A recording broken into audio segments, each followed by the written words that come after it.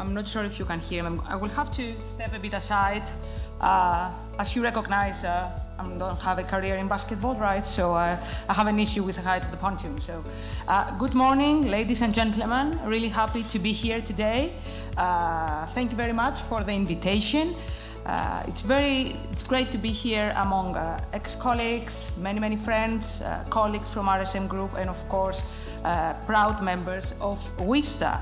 I'm representing WISTA today as a proud member since 2016, and in terms of my current position, I'm a partner and head of HR advisory in RSM Cyprus.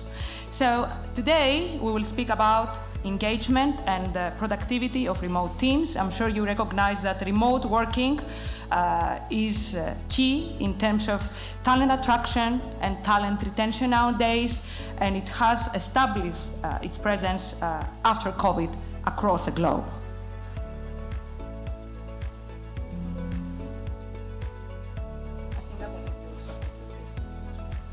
Thank you. Excellent. So, to set the scene, let's discuss a bit about the concerns, right? So here is a quote from HBR from an article from 2020 that I believe has, a lot of essence in just a few lines. So what we see here is that research shows that managers who cannot physically see their direct reports, they have issues, they struggle to trust their employees. So when we have this sort of doubt, then we have issues that people expect people to be all the time available, and there we have issues with work-life balance, work-home balance, and also we have issues of job stress and eventually burnout. So the question is what managers believe about remote work and about the performance of remote workers. If you ask people before COVID, definitely you would get different results. But even now that we have the experience 2.5 years down the line, you can see on the slide the difference in opinions. How many people strongly disagree or strongly agree? How many people disagree or agree, and people that are unsure about the quality of the work of remote workers. The performance of remote workers is usually lower than that of people who work in an office setting. That was a statement that we present in this slide. And you can see that you have like 25% of people disagree and 25% of people agree. So what are the issues there?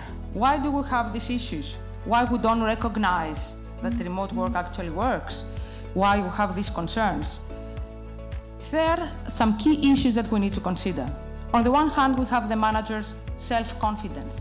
So have we trained our managers? Do people that have leading positions actually feel that they can properly manage the people who have to work from home or from any other location? So there is the issue of manager self-confidence or concerns about their own self-efficacy in terms of leading remote employees, together with lack of trust. Trust in terms of the ability, possibly of the employees, or of their willingness to actually work the same amount of time as they would work if we physically saw them in the office. Another element which is important to consider is the organizational support to remote work. So it's one thing to say that we actually support remote work, and another thing to actually do that. There was a lot of stigma about flexible work arrangements prior to COVID in terms of people who actually utilized it or people who asked for it for different reasons. So we need to make sure that the organizational support provided to people that have to lead remote workers, to our managers, and to employees themselves who have to do it back home, that they have all the proper training to be able to do it as well as the equipment to do it properly. And also it's a matter of internal branding. We need to promote that we actually recognize the value of flexible work arrangements and remote work. So what are the most common questions? One issue is distractions, obviously. So if we work from home, do we have distractions? Can we actually focus? Is our workflow interrupted? And what about the time management? Can we prioritize when we work from home? Can we manage our time properly? Because there are so many things happening. What about communication and connection? Is it now fragmented because we're not all together in the office? Has the connection been weakened? Do the relationships suffer between employees? On the other hand, let's have a look at the manager's beliefs and what they actually feel and how they perceive the whole situation. So on the one hand, we have the issue of trust. Many employees experience a strong sense that the supervisors do not actually trust them, of being able to do the work, or of actually doing the work despite their ability. And this element, has a negative spillover on employees' psychology. On the other hand, we have the issues of always connected. Employees feel that they need to be constantly available, responding to emails, telephone messages, and to be available at all times, of course, after office hours as well. So these results suggest the prevalence of an always on, always connected culture that leave employees no space to unplug. And I know what 9 out of 10 of you in the audience think now. This is shipping. This is 24/7. We never sleep, we always work. But that's not the case. There is always a difference between urgency and importance, and we need to be able to recognize that and put some boundaries in order to be able to perform as we need to perform despite the 24/7 culture, and support our employees in doing that in a healthy manner. So how can we boost productivity? Let's share some ideas now on that front. So one element is to provide employees with structure that create routines and helps them maintain their focus. We also have to provide flexibility within the structure in order to enable productivity and make employees feel empowered and autonomous. We need to make sure that employees have a clear understanding of what they're supposed to do, what are their responsibilities, and we need to ask employees to capture as well the activities they do. An important element is that we do many things that are out of our job descriptions. These things need to be completed, they take time, but still nobody recognizes those elements. So we need to make sure we capture that as well. So we need to ensure alignment between what employees do and what needs to be done. We might need to reevaluate our job descriptions in the context of this exercise, our day-to-day tasks. We make sure the accountabilities are clear, utilize clarity and structure through specific and measurable goals in a specific time frame.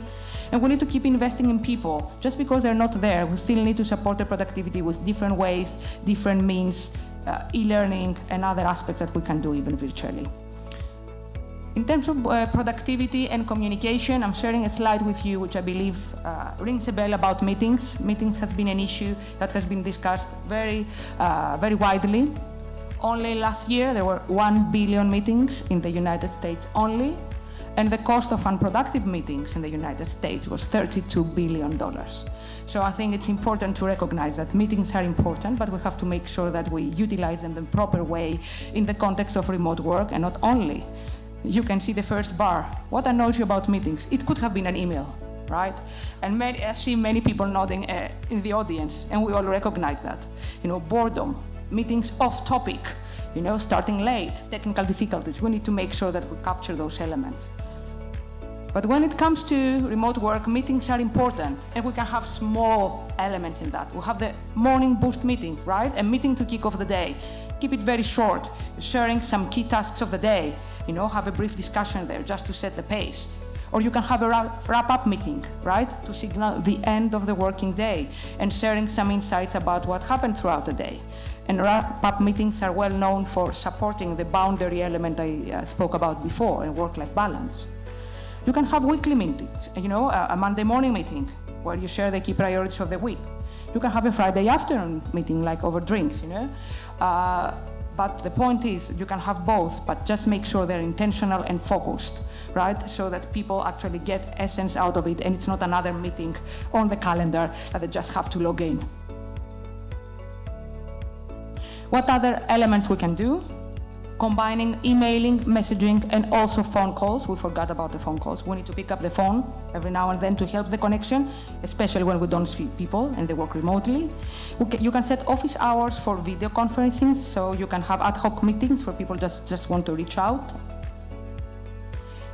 You can embrace employee recognition tools. There are different softwares out there. What I'm presenting here, because definitely there is no marketing in this presentation, is something that is free, available to all. I believe most of you have a LinkedIn profile. There is an element in there that says celebrate an occasion. You can give kudos to members of your team online, so you can promote recognition culture and support one another. And there are obviously numerous solutions as well that you can choose from in terms of software. In terms of productivity, communication, connection, consistent, confident communication. Keep it at regular intervals, even if people are not in the office. Share the milestones of different projects, the summaries of your targets, circulating progress reports where needed, circulating updates, making sure people are in the loop through your intranet or your email, whatever technology you have. You can bring together people in virtual meetings, not only departmentally, mingle, bring people together so they can share, ideas and stop working in silos. You can communicate future plans, and progress updates on a quarterly basis, like make it like a small event, even though it's virtually, to keep people engaged and maintaining a sense of purpose. Closing this presentation, I want you to remember 2 things that you need to know to make sure that your people are engaged and feel empowered. Your people need to know 2 things: what is happening and who's responsible to do what. Thank you very much for your time. Happy to answer any questions. Thank you.